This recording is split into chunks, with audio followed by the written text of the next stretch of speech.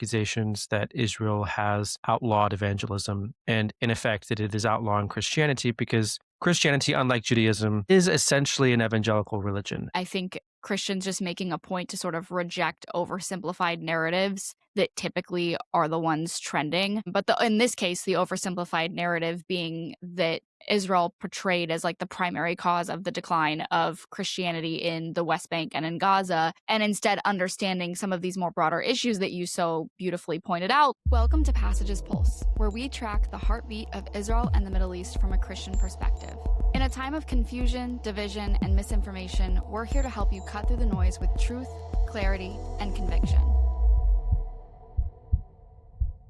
Hi, everyone. Welcome back to the Passages Pulse. My name is Josiah, here with my co-host Olivia. Today is a Wednesday. I believe it is May 6th, 2026. And we're here to have, I think, a very interesting conversation again, because we've recently gotten quite the influx of listener feedback, and it comes with a lot of questions people would like us to discuss. So we're going to start diving into that. I do want to give you a quick sneak peek preview that next week we're actually going to be hosting a live Ask Us Anything recording for Passages alumni to attend. So if you are an alum of the Passages program, please keep an eye out for more information regarding that. But today, we're going to go ahead and get started on the list of questions we've been receiving because it's very long and there's quite a bit to get to. The questions we selected specifically for today essentially boil down to one big idea or big theme. Is Christianity legal in Israel? So let's go ahead and jump right into it. Olivia, I'm going to pitch the first question to you. I think this is a good question that kind of lays some helpful groundwork for us. Can Christians legally practice their faith or open a church in Israel? Yes, it's a great question. I'm really excited about all the questions that we have lined up for this week. The short answer is yes. The longer answer is that the Israel's Declaration of Independence very clearly lays out Israel's commitment to certain issues, and many of them are, equal social and political rights for all religions, guaranteed freedom of religion, and especially protection of holy sites for all religions.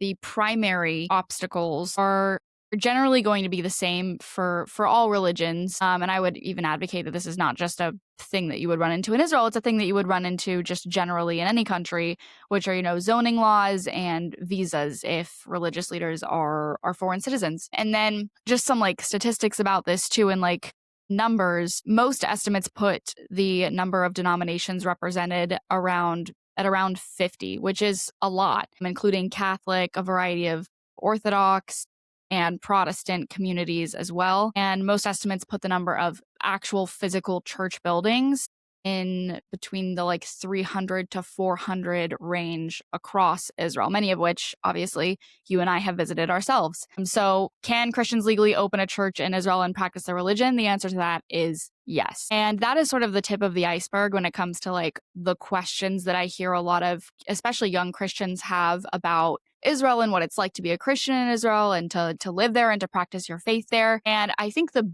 biggest one that I get that I would love to hear your thoughts on, Josiah, is can Christians evangelize in Israel? Yeah, well, that's a great question. I do want to back up very briefly to this question of this. Is it legal to practice your faith or to open a church in Israel question? You mentioned the Declaration of Independence, and I think it's maybe worth actually slowing down for just a second to think about what's in Israel's Declaration of Independence that relates to this subject, because something I don't think a lot of people would know necessarily, because let's be honest, if you don't spend a lot of time thinking about studying Israel, you're not likely to have read the Declaration of Independence. There's some stuff in there that actually sounds fairly similar to what you might expect for our own Declaration of Independence or American legal principles as well. For example, equal social and political rights for all religions, something that is a pain point, honestly, for a state that is both Jewish in nature and democratic at the same time. This question of, do they actually have equal social and political rights? And according to the basic fundamentals that make up Israeli legal principles or Israeli jurisprudence, yes, they're supposed to have equal social and political rights. They're supposed to have guaranteed freedom of religion, something that we are familiar with because of our own Bill of Rights and the Constitution. Something else that is, to your point, maybe something that we are a bit more familiar with having traveled to Israel is this idea that there's also guaranteed protection for holy sites of all religions. it's a guarantee to Israeli citizens and to the rest of the world, frankly, that one of the guiding principles of the Jewish state is that holy sites that belong to other religions are also due protection, that churches have a right to exist in the Holy Land. And there are a Mhm. lot of them because of the number of churches that have been established on different holy sites associated with the life of Jesus, or most of the Protestant churches are not at holy sites, but also Yeah. Protestant communities that have sprung up in Israel. Now, I think that does kind of relate a bit to this question of evangelism, because if you think about the Christian community in Israel, or the reason why there are so many churches, a lot of the churches in Israel have been around for a very long time, and Mm. they're there to preserve history. There is an evangelical community in Israel, but it's pretty small, frankly. I mean, a lot of the physical church buildings that you see in Israel, or the most visible public facing, are not evangelical. They are Catholic or they are Orthodox of some kind, whether that be Russian or Greek Orthodox, sometimes Coptic. And they're there because they've been there for a very long time, and they're Mhm. preserving a holy site or some story about the life of Jesus. So this topic of evangelism is, in terms of the history of the land of Israel, it's a relatively new phenomenon, that this is part of the conversation, honestly, because evangelical Christianity is pretty new to Israel. And that comes up quite a bit, of course. And I would say more recently it's been coming up because there are different influencers or leaders making allegations or accusations that Israel has outlawed evangelism, and in effect that it is outlawing Christianity, because Christianity, unlike Judaism, is essentially an evangelical religion. I mean, it's very difficult to convert to Judaism. Judaism certainly does not have stated goals or intentions of converting as many people as possible. Christianity, like Islam, is different in its very basic essence, in that it is an evangelical religion.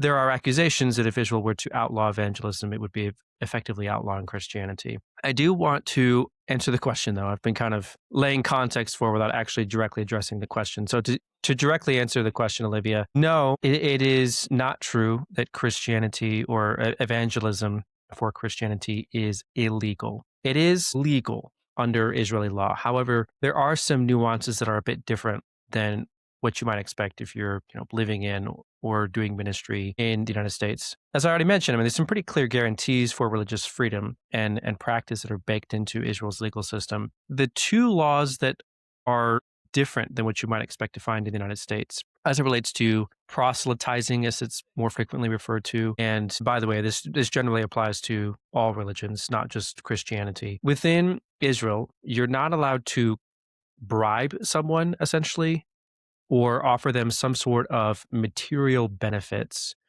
or an incentive, material incentive, money, whatever it may be, in order to manipulate them or coerce them into converting religions. The second thing that, again, is a little bit different, which you would find in the United States, you're not allowed to conduct a conversion ceremony for a minor, or specifically without the consent of that minor's parents. There are essentially no legal restrictions on attempting to convert adults, provided you're not paying them to convert. But when you're dealing with minors, there are some nuances there that are important to note. This, I think, is stricter than we're accustomed to in the United States. Not that it's extraordinarily strict, but in the United States, there's basically no laws about this. It's more strict than it is in the United States. I think it is interesting to note, however, philosophically, Israel thinks about freedom of religion a little bit differently, that it has to be a totally free choice. And in order to be a totally free choice, it must be totally free of coercion, which is why it has these laws about not forcing someone to convert, or not putting someone in a position where they're taken advantage of. For instance, this is why they have this law about conversion of minors and trying to convert them without consulting their parents, that kind of thing.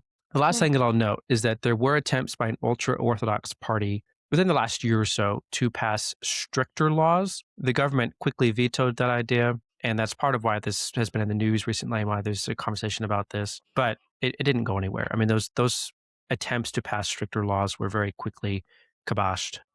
Yeah, they failed, essentially. One of the other issues that comes up all the time, of course, is how Israel relates to Christians that live within its own areas of responsibility. We've talked a little bit about this in the last couple of weeks. We'll talk a bit more about that in a second. I just want to ask Olivia, in your experience, having lived in Israel as a Christian, what has your experience been? I mean, have you felt like it is impossible to have conversations about your faith with other people? I mean, my experience in visiting has been very different, that it's Mhm. actually very open to conversations about faith and spirituality, that is society. But I would be curious, having spent more maybe long-term stays there, what your experience has been. Yeah, wow, thanks for asking. It's been so cool actually, like, the opportunities that I get to have to talk about my faith. Like, I was at a coffee shop in Tel Aviv a few months ago, and I was just reading my Bible, and somebody saw me reading my Bible, and they were like, "What are you reading?" And I just got to have I was like, "Oh, like, I'm a Christian," and then that just naturally, "Well, you're a Christian, like, why are you in Israel?" I'm like, "Oh, because like, my savior Jesus, like, this was his homeland, like, he walked here, and he was Jewish," and I get to, like, have those really cool conversations and then also ask, like, "Well, what about you? Like, what's your faith background?" And so I've only ever been approached with curiosity when it comes to sharing my faith, which I think is something that's really, really cool, and also the opportunities I've gotten, especially with I happen to have, like, a lot of friends who are rabbis, and it's been so special to, like, share my faith with them and then also, like, learn from them about what they learn while they read the Torah and sort of the different, like, methods of interpretation, and that has been really cool. So I think the one thing that I would say that I think a lot of people, especially Christians who hear about what it's like to be a Christian living in Israel, the one thing that I think gets overlooked a lot is that we have so much we could learn from each other. And I've learned so much about my own faith from my Jewish friends. And I'm so thankful that I have been receptive with such curiosity. So yeah, that's what I'd say about what it's like to really, be a Christian in Israel. Yeah. No, it's fantastic. I think it's, to your point, the importance of being able to acknowledge the differences between us, but also use the opportunity to learn from each other and deepen our faith. Mhm. Being in positive relationships, as far as relationships between Jews and Christians, trying to deepen your friendships with Jewish people doesn't have to be a threat to your Christian faith or Mhm. identity. In many ways, it can actually be a significant advantage in terms of understanding your faith. But there's not enough time, I think, for us to talk about that to the to the degree that we would like to. I think it is something I appreciate you mentioning, though, because it's really sweet to hear that. Actually, I think that's a blessing. One thing I want to ask you about specifically, and I'm sure we'll spend a good portion of the rest of this episode touching on this because it's been also in the news just all the time. I was reading different stories even today about stuff going on in the West Bank. And we got a question recently about this specifically. Is Israel complicit in the suppression of Christians in the West Bank? There's been a ton going Mhm. on. It's in the headlines all the time right now. And the situation in the West Bank in general is not good right now. It's pretty Yeah. tense. Hostilities have been increasing, but Christians have kind of been getting caught in the middle, and they're in the headlines more than they were, I would say, even a year ago, as far as the role that they're playing in these hostilities. So, totally get where this question is coming from. Olivia, would you like to maybe share some thoughts on this before I share some of my own? Yeah, I think the question itself I think is interesting because like is Israel oppressing Christians in the West Bank? And the answer to that is no, because that doesn't mean that there aren't Christians in the West Bank who don't face, harassment or discrimination or other things from a various range of people from Palestinian Muslims to Jewish Israelis because you can be harassed by anybody. But to say that Israel is doing it is incorrect because it is not the stated policy of the Israeli government to suppress Christians. In fact, is actually quite the opposite. And so obviously the actions that we hear about are, typically tend to be like the fringe minority, like the actions of a fringe minority of Israelis don't represent the whole of Israel, and nor do they represent the vast opinion in Israel as well. Which I know we've kind of talked about that nuance a lot as we've been talking too. But there's also like a lot of nuance to the situation in the West Bank, just generally, even just politically, demographically, and all of that. And I would love to hear your thoughts and like flesh that out a little bit. Yeah, I mean, it's a good observation that demographically there's a lot going on in the West Bank. You sort of have to take a look at what's happening to Christians in the West Bank and think about it as an issue within a larger set of issues. A lot of that is because they live as a minority within a minority. Palestinian Christians are not just a minority within the broader landscape that is Israel and the West Bank because they are Palestinian. Within the subset that is Palestinian identity, they are even further removed from Palestinian society, the rest of Palestinian society, because they're Christian. And the majority of Palestinian society is going to be Muslim of sorts. I mean, there are varying degrees of observance and loyalty to Hmm. the tenets of Muslim faith, but nominally, the vast majority of Palestinians are going to be at least nominally Muslim. So Christians find themselves in a very challenging situation in the West Bank as a result of that. They don't belong to Israeli society, so they are a minority in that respect, but then they also are often isolated from Palestinian society and find themselves without many options to turn to when things start to go wrong or get bad. They are often targeted by Islamist persecution in the West Bank. They are often left behind, frankly, by negligence by Palestinian political or security officials who are not very concerned with protecting them from various kinds of persecution, or may, frankly, at times even be complicit in or participating and persecution of their Christians. They also face serious economic challenges as a result of the general situation in the West Bank. The political situation in the West Bank is uncertain at best. There's a highly contested degree of uncertainty about and lack of finality regarding what the final status of the area known as the West Bank, or Hmm. in other terms, Judea and Samaria. It's not settled in terms of what the final borders are and what the governing structures will look like in that territory. And the Palestinians in general have various economic challenges that are associated with that. Christians are going to face the same challenges, but they'll be, again, at times even further compounded by the fact that they exist as a minority within a minority. So if they are hoping to find resources to help them navigate this from the rest of Palestinian society, at times they won't because they are Christians and most Palestinians are not. I'd say more recently, what's been, I think, very challenging and part of why the headlines have been driving the conversation towards this question of, is Israel responsible for the challenges facing Palestinian Christians, is the rise in targeted attacks on those communities by Jewish settlers. Extremist settlers have even engaged in, frankly, what most Israelis even would refer to as acts of terrorism, attacks on churches or civilians in Palestinian Christian towns or villages. And it's created this situation where if you put everything together, there's this question all the time. Pro Israel organizations or individuals or pro Palestine supporters, whatever, will argue about who's responsible for the fact that so many Christians are leaving the West Bank, or that the number of Christians in the West Bank is so much lower than it was a few decades ago. And the reality is it's a lot of stuff going on. Yeah, it's not just Israel and the role that it plays in the West Bank. It's not just the Palestinian Authority. It's not just the Islamists. It's a lot of different things working together, unfortunately, a lot of different factors working together. At the end of the day, it's a very challenging picture that faces Palestinian Christians in the West Bank, and it's easy to understand if you have that many different things working against you, why the numbers would be decreasing and migration would be fairly attractive to Palestinian Christians. The question, though, specifically that we were asked is Israel complicit or responsible for these issues, the suppression of Christians or Christianity in the West Bank? And I think, to your point, there's a couple of things that you have to sort of weigh and think about when trying to make a determination like that.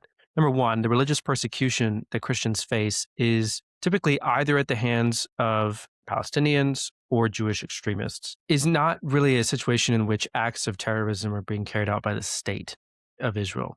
You're talking about the acts of individuals, which need to be condemned and generally are condemned by most Israelis and the government of Israel, rather than actions of the government of Israel that are contributing to the violence experienced by Christians. The state of Israel, the government, doesn't sanction the acts of terrorism or violence or vandalism or intimidation or whatever. And it acknowledges that it has a responsibility to protect Christians from Jewish extremism and violence that they may experience. In practice, I will say it's difficult and it has been challenging to actually prevent such attacks. The government knows that they have a responsibility to respond to those attacks. Practically speaking, one of the things that has become an issue, and I think a pain point over the last couple of years especially, is the sheer complexity of the bureaucracy of managing the West Yeah. Bank. The disputes regarding jurisdiction, between the IDF, the Israel Defense Force, the Shin Bet, which is kind of the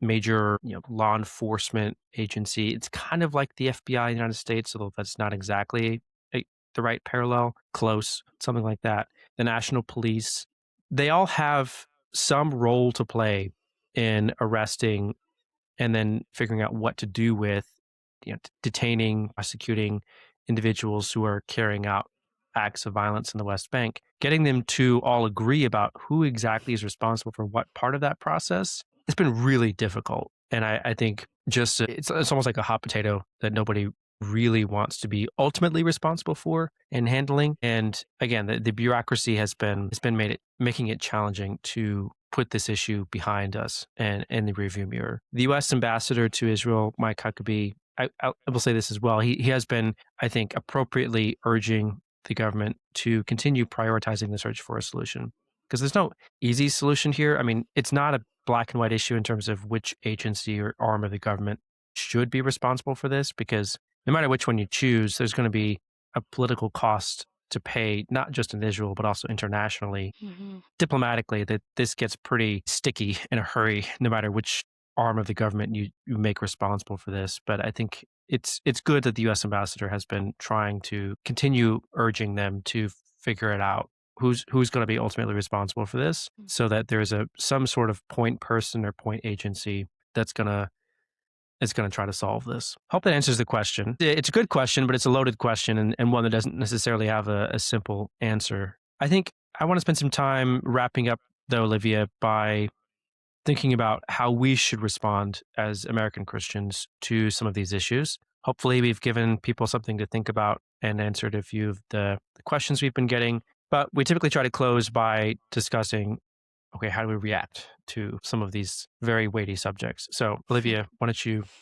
go first? I think, and you put this like really well, that it's, so many of these issues are not black and white issues. There's like a level of nuance. And I think I say this every week, but I think Christians just making a point to sort of reject oversimplified narratives that typically are the ones trending. But in this case, the oversimplified narrative being that Israel portrayed as like the primary cause of the decline of Christianity in the West Bank and in Gaza, and instead understanding some of these more broader issues that you so beautifully pointed out, like Islamic extremism, corruption, terrorism, economic instability, mass immigration, which is not just affecting Israel, but is affecting many other Middle Eastern Christian communities as well.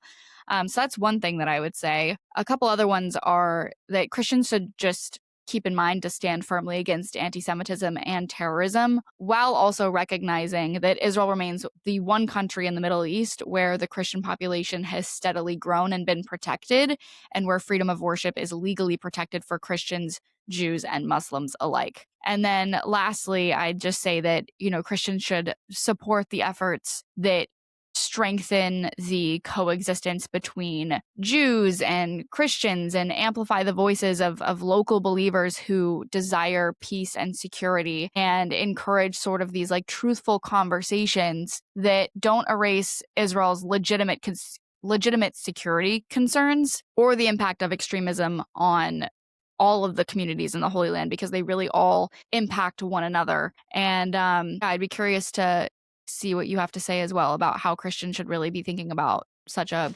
complex issue. Yeah, I share a lot of your takeaways, Olivia. One thing that we touched on briefly, I think, in previous episodes is the importance of celebrating the good and not just looking for the bad. I think there is Mhm. a tendency, and I don't know if this is just how we've been conditioned by media or social media, but it's more fun to look for the bad than it is to celebrate the good, it feels like.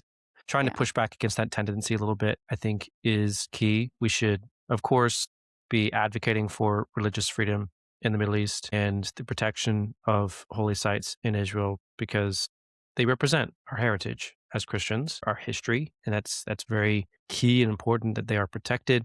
We should also celebrate the fact that, to your point, Israel's a pretty open society. I mean, there Yeah. are a lot of churches in Israel which are preserving the holy sites and the history of Christianity. The Christian community in Israel is growing, and it's something that obviously is not true in the West Bank or in Gaza and in other parts of the Middle East as well, but it is growing pretty rapidly, I would say, and that's something that we can be encouraged by. I think we we also should be thinking carefully about why are people making these accusations in the first place? Mm, They These ideas disperse so widely that sometimes it's hard to remember where they came from.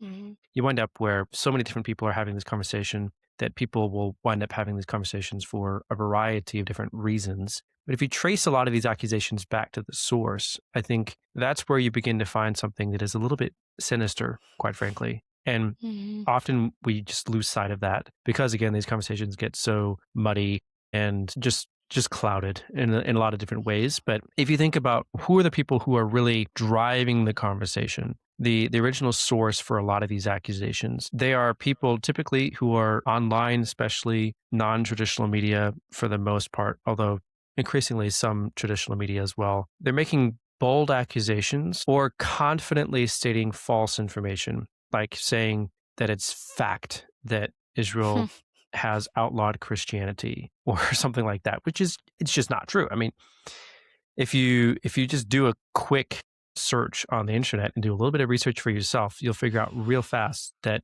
that is factually not true. It's false. But people will state it with confidence as if it's just common knowledge that everyone should know. And that's kind of I can't imagine who you're referring to. well, I'm trying not to name too many names, but it's pretty insane that we live in a world in which people can state something as fact. And even if it's not, it will be accepted as fact. And we really, I think, have to be a bit more careful and I think own our own part of the problem. Step up to the plate and be responsible for what you do with information when you receive it. Do you Mhm. just consume it and then accept as totally true everything that you hear? Or are you going to do a little bit of work to think critically and figure out what's actually true and what's not? Because, best case scenario, some of the loudest people who are just stating blatantly false information right now are misinformed. And they should Mm, probably be a little bit more careful because when you amplify something that is not true enough times, it becomes hard for people to tell the difference between what's yeah. true and what's not. Worst case scenario, these people know this and they also know that the information is false and they're Mhm, intentionally lying about these issues and trying to deceive people because they have some sort of agenda. They're trying to drive a wedge between Christians in the United States and the people who live in the Middle East, especially the Jewish people in this case. And I think we need to be we need to be more responsible for our own consumption of media and what we do with that mhm, information and whether we are aware of these hidden agendas and are taken advantage of by them or whether we're able to think for ourselves. Because ironically, these people will often say that they're encouraging people to think for themselves, but they're not really. I mean, it's quite the opposite, in fact. The last thing I'll say is that I think we really need to be able to acknowledge meaningful differences between Jews and Christians without falling into the wrong kind of trap. Because there's two things that you might see when people are starting to engage this issue. You'll find people who are so appalled by the accusations made against Israel, the Jewish people, that they will overcorrect and get to a point where they find it difficult to, or you can't tell if they understand that there's a difference between Jews and Christians. And if you meet a lot of Jewish people in Israel, at least the people that I've been fortunate to meet, I mean, they're very gracious, but they are also among the first people to point out we don't believe the same thing. mhm, We don't have to pretend like we're the same in order to get along. We just have to mhm, agree to be nice to each other, essentially. At the same time, the opposite end of the spectrum is that people can at times amplify the differences between us so much that they then create this us versus them sort of scenario that is incredibly mhm, antagonistic. And at the end of the day, I think one of the things that I would love to see more of from young Christians is the ability to hold in tension these ideas that it is possible to acknowledge that there are meaningful differences between Jews and Christians, to pray that those differences might someday be reconciled, even though they are not today, without falling into the trap of it's us versus them and we have to be antagonistic in order to be relating to them in the proper way. mhm. It's just not how this is meant to work, I don't think. So those are my thoughts. Olivia, do you want to react to anything before we close this up? I loved everything you had to say. I think the one thing that stood out to me that I just, I see all the time is the idea that a lot of these people peddling these false narratives claim things to be fact and then say that they're encouraging their audience to be free thinkers when they're actually doing the exact opposite. That is such a bar. That is so, I think it's just something that we don't talk about enough, especially in this generation. Like the art of critical thinking has really just like slid off of the radar and the sort of argument from authority that a lot of these people can make because they claim to have these credentials, and a lot of them have been in media for a long time, that when they say something, people just take them at their word rather than doing their own research or even just going to the places that they're talking about. So yeah, I would just Yeah. say to anybody listening that just be wary of somebody who just states, well, that's just a fact, and doesn't actually have the sources to provide when asked to back up their claim. Yeah. No, it's a really, really great point. Well, I think that wraps up our conversation for today. Thank you, Olivia, for going through some of those questions with me today. And I look forward to continuing to work our way through the list because we got lots of really good questions. We're going to keep coming back to that list, I'm sure, over the next several weeks. Next week, as I mentioned, we're going to be having a special opportunity. So if you are a Passages alum, please keep your eye out for an email coming from us soon. You'll be invited to a live recording of the Passages Pulse next Tuesday at 12:30 p.m. Eastern. And we'd love if you could join us. You get a chance to see how this is recorded behind the scenes, and you get a chance to ask us questions as well. So please do plan to join us, and we look forward to seeing you and the rest of our audience again with next week's episode. See you next week. Thank you for listening to this week's episode of Passages Pulse. Passages seeks to prepare and empower a new generation of Christian leaders who love God, stand with the Jewish people, and support Israel. To learn more about Passages, follow us on social media or visit www.passagesisrael.org. Until next time, we'll keep you connected to the Pulse.